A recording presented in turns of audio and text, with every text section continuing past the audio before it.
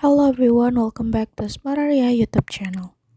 Alright guys, so yeah, in this video I would like to share you a tutorial on how to change hotspot password on Redmi Note 14.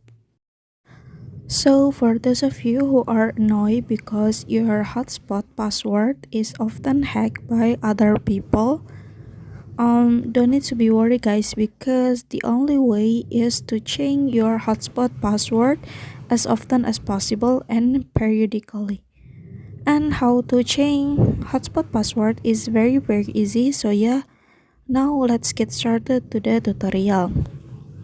Alright guys, so the first thing first that you have to do is now you can go to settings menu on your phone like this guys.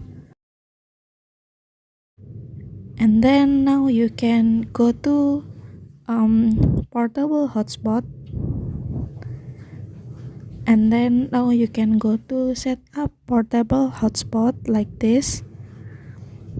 And then so yeah, now you can change the password into the strong password guys.